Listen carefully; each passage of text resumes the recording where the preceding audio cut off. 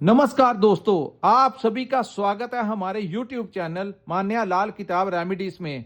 आज मैं आपके साथ बात करने जा रहा हूं धनु राशि के बारे में और आज का मुख्य टॉपिक होगा जनवरी 2025 का महीना धनु राशि के जातकों के लिए कैसा रहने वाला है। ग्रहों का जो बड़ा परिवर्तन इस महीने में होगा उसका कैसा प्रभाव आपकी आर्थिक स्थितियों के ऊपर रहेगा। अगर आप अपना व्यापार करते हैं तो वहां पर कैसा रहेगा, अगर आप नौकरी करते हैं तो नौकरी में आपकी कैसी परफॉर्मेंस रहेगी, आपकी सेहत कैसी रहेगी, आपकी फैमिली, आपके रिलेशंस जो हैं वो कैसे रहने वाले हैं। अगर आप स्टूडेंट हैं तो आपके करियर को लेकर, आपकी स्टडी को लेकर ये महीना कैसा रहने वाला है। अगर आप विदेश जाना चाहते हैं या विदेश में रहते हैं तो इन तमाम पक्षों के ऊपर आपके लिए बहुत ही इंपॉर्टेंट जानकारी लेकर आया हूं। सो किसी भी पार्ट को आपने स्किप नहीं करना, क्योंकि ये जो जानकारी है इसके लिए हम बहुत मेहनत करते हैं, तभी जाकर ये वीडियो आपके लिए अपलोड की जाती है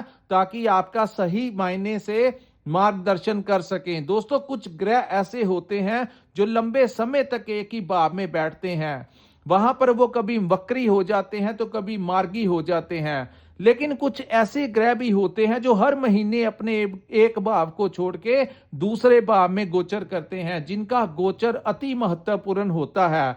हालांकि यहां पर मैं वीडियो से पहले आपको बता दूं कि जिस जिस ग्रह की महादशा या अंतरदशा आपके ऊपर लगी होती है, उसी ग्रह वो ग्रह जिस भी भाव में बैठे होते हैं उनका परिणाम सबसे ज्यादा आपको देखने को मिलता है।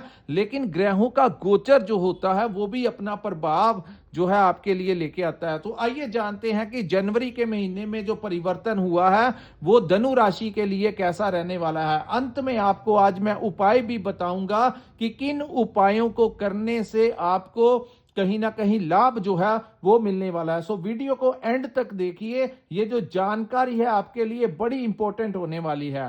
सो दोस्तों, यहां पर वीडियो शुरू करने से पहले आपको बता दूं, ये आपके सामने जो मैंने कुंडली बनाई है ये आपकी चंद्र राशि के अनुसार कुंडली है। जिनकी जन्म राशि धनु है या नाम से राशि धनु है उनके लिए ये वीडियो अति इंपॉर्टेंट जो है वो होने वाली है। सो आइए जानते हैं दोस्तों, इस महीने सूर्य और बुध जो हैं वो आपके लगन भाव में बैठे रहेंगे। सूर्य जो हैं 15 दिसंबर से आपके लगन भाव में बैठे हैं और बुध का गोचर जो है 7 तारीख को होगा। सो 7 से लेकर 14 तक सूर्य बुध का बुध आदित्य योग जो है वो आपकी लगन भाव में बनेगा। तो ये आपके लिए बड़ा इंपॉर्टेंट वो जो दिन होंगे 7 जनवरी से लेकर 14 जनवरी तक का जो समय होगा वो आपके लिए बड़ा इंपॉर्टेंट होगा।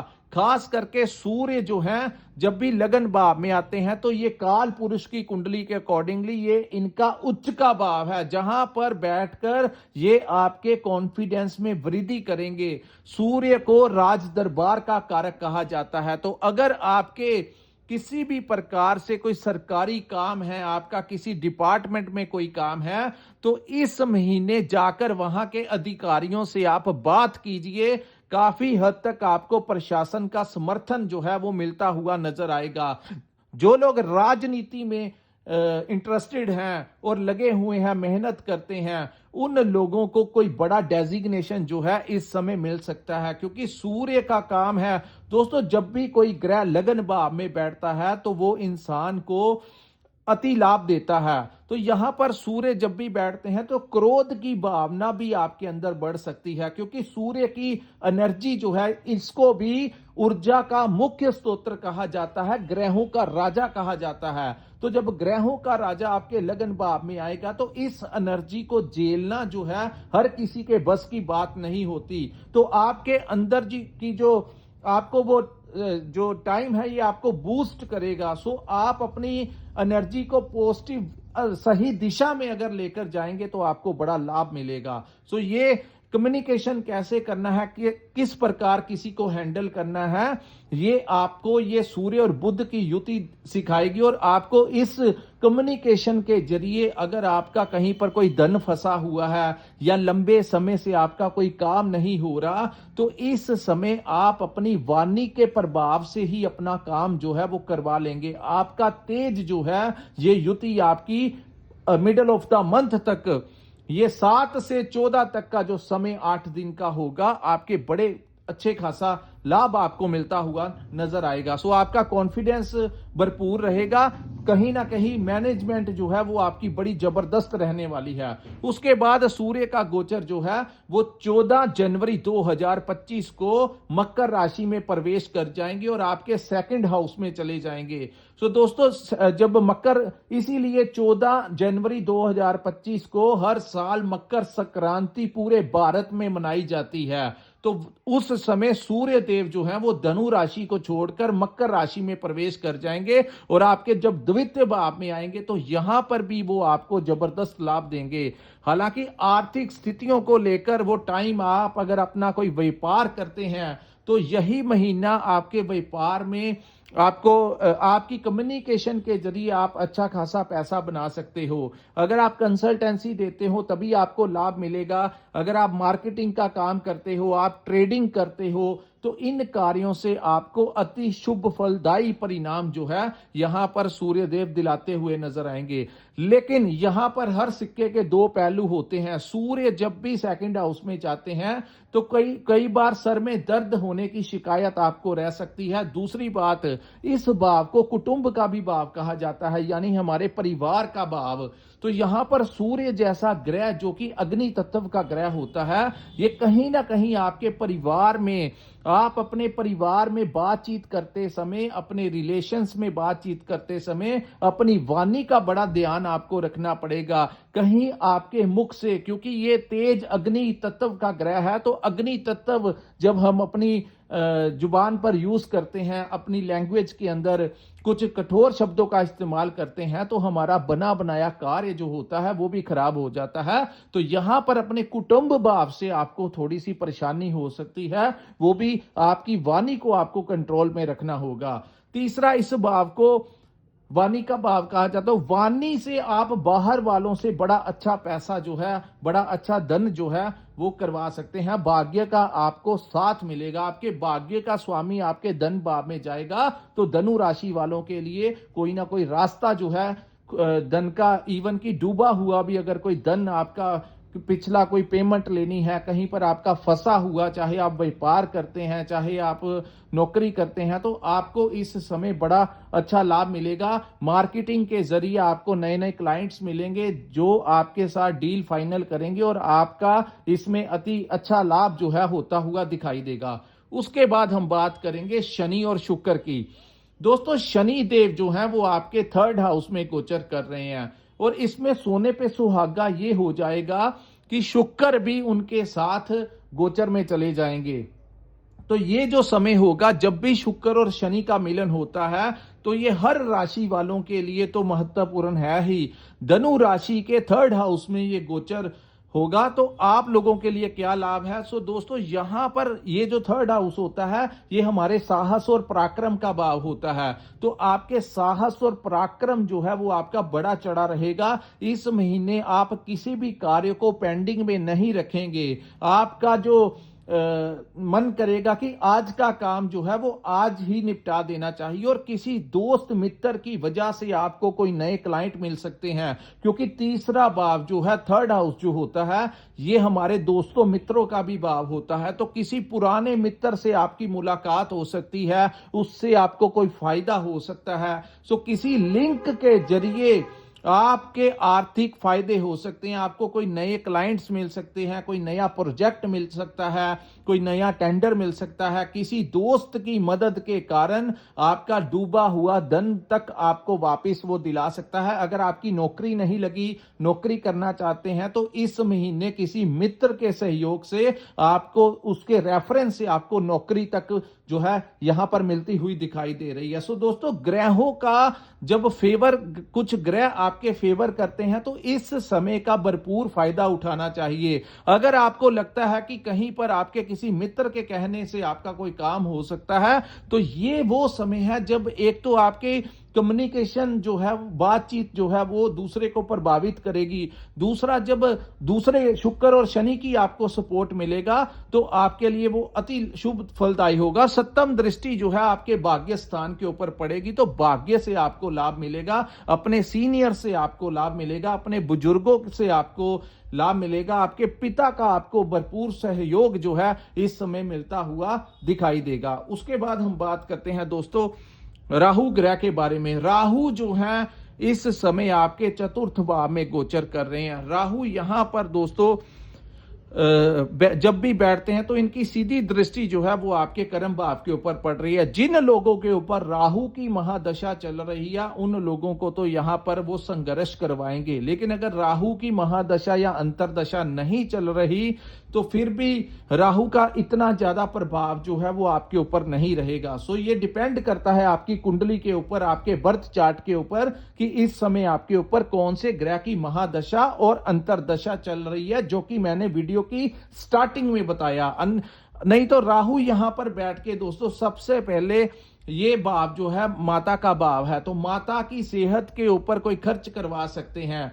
आपने देखा होगा क्योंकि राहु जो है लंबे समय से यहां पर बैठे हुए हैं और अभी अप्रैल तक ये यहां पर ही बैठे रहेंगे। सो माता के साथ आपका कोई संबंध खराब करवा सकते हैं, उनकी सेहत में कुछ ना कुछ आपका उनकी सेहत को लेकर कोई मेडिकल ट्रीटमेंट के ऊपर वो खर्च करवा सकते हैं। दूसरा, इस भाव में राहु जो है प्रॉपर्टी को लेकर कोई ना कोई वाद फसाद करवा सकते हैं, तो ये सही समय नहीं है। आप लोगों अगर कोई प्रॉपर्टी लेना चाहते हैं तब भी थोड़ा सा आपको वेट करना होगा। मैं फिर से रिपीट करता हूं, अगर आपके ऊपर राहु की महादशा है तब तो आप लोगों को क्या होगा, प्रॉपर्टी में कोई नफा नुकसान करवा सकता है। हो सकता है कि आपको कोई महंगी प्रॉपर्टी आपको कोई सस्ता दाम में आप लोगों को से कोई ले जाए या कोई आपको सस्ती प्रॉपर्टी महंगे में दिला जाए। यही कार्य राहु यहां पर बैठ के करवाते हैं, तो थोड़ा सा आपको सावधान होना पड़ेगा। अगर आप प्रॉपर्टी लेना या परचेस या खरीदना चाहते हैं या आप यही काम करते हैं, प्रॉपर्टी से रिलेटेड ही काम करते हैं, तो थोड़ा सा आपको धैर्य रखकर अवेयर रहकर ही आपको आगे बढ़ना होगा। अन्यथा राहु यहां पर आपको, क्योंकि राहु जो है वो भ्रम की स्थितियां पैदा करते हैं, दिखाते कुछ हैं करवाते कुछ हैं। सो आप लोगों को थोड़ा सतर्क रहने की जरूरत है। तीसरा, इस भाव को वाहन का भी भाव कहा जाता है, तो वाहन चलाते हुए आपको थोड़ा सा सावधान रहने की जरूरत है। सो ड्राइव कीजिए लेकिन थोड़ा सा हाई स्पीड पे मत जाइए, और बाहर अगर आप वाहन चलाते हैं तो हेलमेट वगैरह डालकर ही आप बाहर जाएं। तीसरा दोस्तों, उसके बाद हम बात करेंगे देवगुरु बृहस्पति की। गुरु जो है वो आपके छठे भाव में बैठे हुए हैं। दोस्तों, ये जो छठा भाव होता है ये रोग, ऋण और शत्रु का भाव होता है। यहां पर जब भी कोई तामसिक ग्रह, कोई उग्र ग्रह, कोई पापी ग्रह बैठ जाए तो वो अति शुभ फलदायी होता है। लेकिन यहां पर गुरु का बैठना, आपके लगन के स्वामी आपके छठे भाव में चले गए तो ये समय उचित नहीं होगा किसी प्रकार को का ज्यादा लोन लेने का। कर्ज को लेकर आपको परेशानी दे सकता है आपके लिए। हालांकि गुरु यहां पर वक्री हैं, लेकिन फिर भी कोई ना कोई धन को लेकर समस्या जो है वो बनी रह सकती है।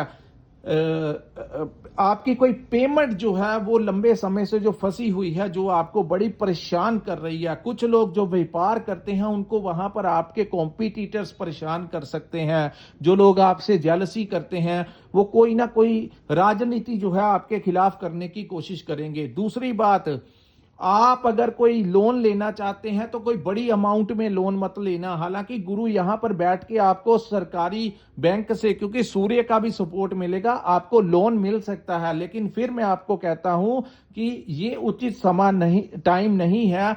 जब यहां पर गुरु ग्रह चंद्रमा बैठ जाते हैं तो उस समय अगर आप लोन लेकर कोई काम शुरू करेंगे तो वो काम जो है वो आप ज्यादा सक्सेसफुल नहीं होगा। सो ये उचित समय नहीं है कोई भारी लोन लेने का। हल्का फुल्का अगर आप लेते हैं तो कोई बात नहीं, लेकिन ज्यादा लोन लेकर काम शुरू करने का ये उचित समय नहीं है।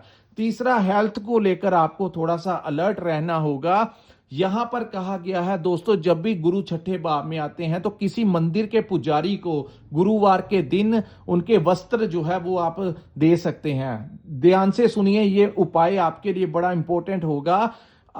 अगर आप चाहते हैं कि आपकी सेहत अच्छी रहे, आपके कॉम्पिटिटर्स अगर आपको परेशान कर रहे हैं, चाहे आप कहीं पर नौकरी करते हैं, वहां पर आपके कोई बॉस या कोलीग्स आपको कोई ना कोई परेशानी में डाले रखते हैं, आपका डिपार्टमेंट का बड़ा प्रेशर रहता है, आप अगर सरकारी नौकरी करते हैं या प्राइवेट नौकरी करते हैं, कहीं ना कहीं आपको ये लोग परेशान करते हैं, तो किसी गुरुवार के दिन किसी मंदिर के पुजारी को आप उनके वस्त्र जो है वो भेंट कराएं। ये इसका सबसे अच्छा उपाय है, जो कि गुरु छठे भाव में जब बैठते हैं तो यही उपाय आपके लिए सबसे बेस्ट उपाय होगा। उसके बाद दोस्तों यहां पर गुरु बैठ के आपके हेल्थ के ऊपर कोई खर्च करवा सकते हैं। छठा भाव जो है हमारे रोगों का भी भाव है, तो आपको चाहिए अपनी हेल्थ के अकॉर्डिंगली अपनी डाइट जो है आपको चेंज करनी चाहिए।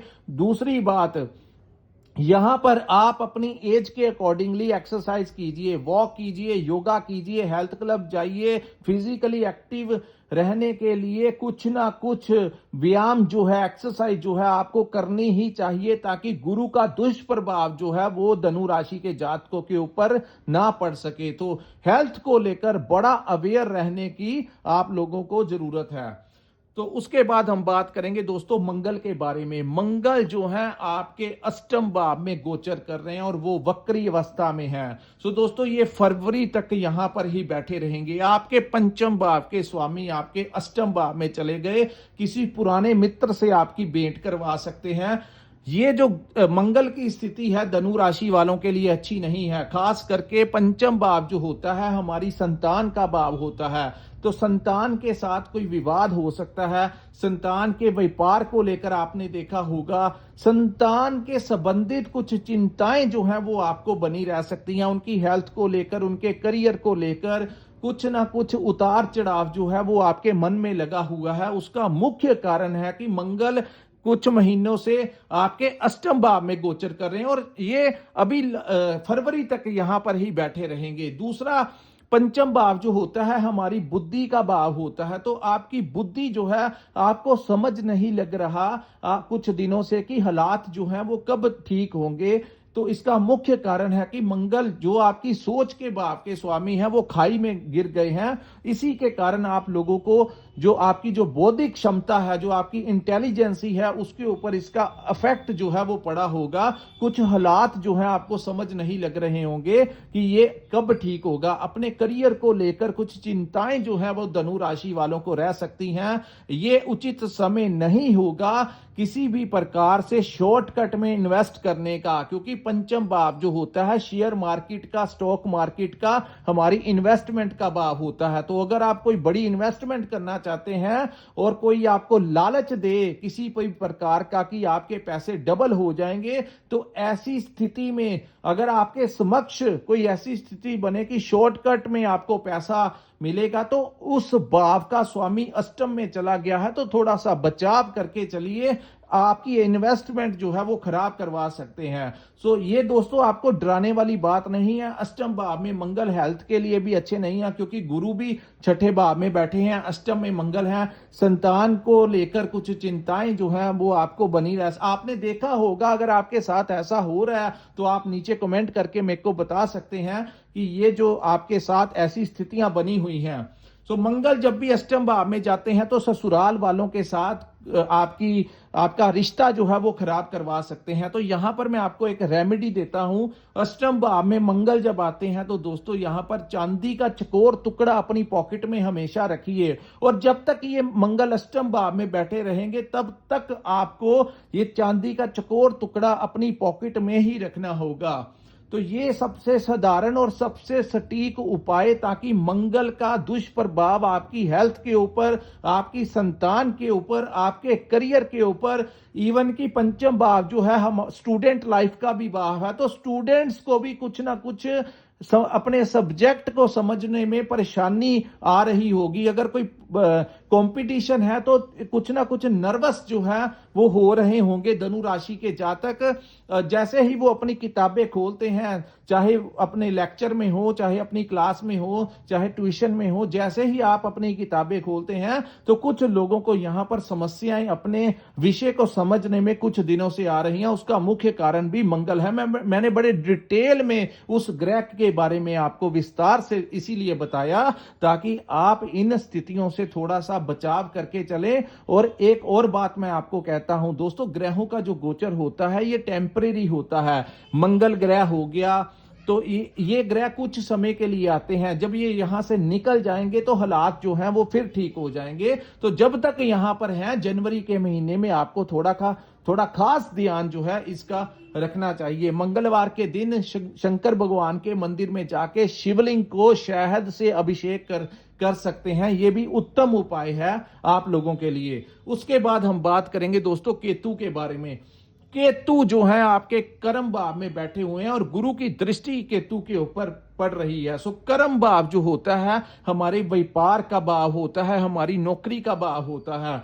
तो यहां पर व्यापार में कोई आपने देखा होगा इस महीने जनवरी के महीने आप लोगों को व्यापार में लाभ मिलेगा। खास करके जो लोग कंसल्टेंसी का काम करते हैं, जो लोग मार्केटिंग का काम करते हैं, ट्रेडिंग का काम करते हैं, कमीशन बेस के ऊपर जो लोग काम करते हैं, कोचिंग सेंटर जो चलाते हैं उन लोगों को, जो लोग अपने क्लाइंट्स को खुद हैंडल करते हैं, व्यापार में उन लोगों को बड़ा अच्छा खासा लाभ हो सकता है। शुक्र भी आपके 3rd हाउस में है तो इंपोर्ट एक्सपोर्ट का काम करने वालों को, सोशल मीडिया का काम करने वालों को, जो लोग शुक्र से रिलेटेड फैशन इंडस्ट्री का, फिल्म लाइन का काम करते हैं, जो लोग मेडिसिन का काम करते हैं, क्योंकि बुध जो है आपके लगन भाव में आ गए। उसके बाद इस पूरे महीने में बुध आपके लगन में रहेंगे तो काफी हद तक आप लोगों को बड़ा अच्छा लाभ जो है व्यापार में मिलता हुआ दिखाई देगा, क्योंकि आपके कर्म भाव के स्वामी आपके लगन भाव में प्रवेश होने के बाद आपको बड़ा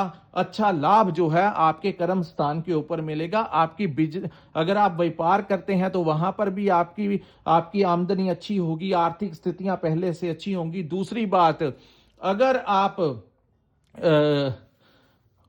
कहीं पर नौकरी करते हैं तो अगर आपका कोई प्रमोशन लंबे समय से अटका हुआ है तो ये महीना आपका प्रमोशन भी करवा सकता है। तो यहां पर व्यापार की दृष्टि से, आर्थिक दृष्टि से ये समय जो है वो आप लोगों के लिए पहले से कुछ ज्यादा बेहतर होगा। किन 2 ग्रहों से आपको थोड़ा ज्यादा सतर्क रहना है, एक तो गुरु के कारण और दूसरा मंगल के कारण। ससुराल वालों के साथ किसी भी पैसे का लेन देन नहीं करना, किसी बात को लेकर आपका आपस में विवाद हो सकता है। तो ऐसी स्थितियां अगर आप बनेगी तो आपको थोड़ा सा पेशेंस रख के चलना पड़ेगा। जैसे ही आपने, क्योंकि सूर्य जो है वो आपके वाणी के भाव में प्रवेश कर जाए से आपसे उग्र कुछ ना कुछ आपके मुख से निकलवा सकते हैं, जिसके कारण ये स्थितियां जो हैं वो खराब हो सकती हैं। और जो लोग विदेश जाना चाहते हैं उन लोगों के लिए ये समय अनुकूल रहेगा, उनको वीजा भी मिल सकता है। अगर आप विदेश जाने के लिए अप्लाई करते हैं तो जनवरी के महीने में बड़े ज्यादा चांसेस बनेंगे आप लोगों के, क्योंकि डॉक्यूमेंट्स में आपके बड़े अच्छे चांसेस बुध बनाएंगे। आपकी वाणी इंटरव्यू है तो आपका इंटरव्यू बड़ा अच्छा रहने वाला है। अगर आप कोई अच्छा कार्य की शुरुआत करना चाहते हैं, अगर आप कोई जॉब की इंटरव्यू देना चाहते हैं, कोई किसी के साथ कोई व्यापारिक डील करना चाहते हैं, या कोई भी काम आप अगर इंपॉर्टेंट अपनी लाइफ का करना चाहते हैं, तो अगर आप कहते हैं तो बेस्ट जो पूरे महीने में सबसे अच्छे दिन कौन से होंगे, तो वो दिन होंगे 7 जनवरी से लेकर 14 जनवरी 2025 तक, जब ये युति भी आपका साथ देगी और शुक्र शनि भी आपका साथ यहां पर देंगे। तो दोस्तों ये है धनु राशि वालों के लिए जनवरी 2025 का महीना कैसा रहने वाला है। अगर आपको ये वीडियो अच्छा लगा हो तो कृपया इस वीडियो को लाइक कीजिए, हमारे चैनल को सब्सक्राइब कीजिए और नीचे कमेंट सेक्शन में कमेंट करके जरूर बताइए कि आपको ये वीडियो कैसा लगा। और अगर आप अपनी बर्थ कुंडली का, अगर आप अपनी जन्म कुंडली का विश्लेषण करवाना चाहते हैं, अगर आपके पास अपना डेट ऑफ बर्थ और टाइम है और आप चाहते हैं अपने ग्रहों के बारे में जानना, तो स्क्रीन के ऊपर जो नंबर दिया है वहां पर आप संपर्क करके अपनी कुंडली का पूर्ण विश्लेषण करवा सकते हैं। इसी के साथ इस वीडियो को मैं विराम लगाता हूं। नमस्कार, जय माता दी।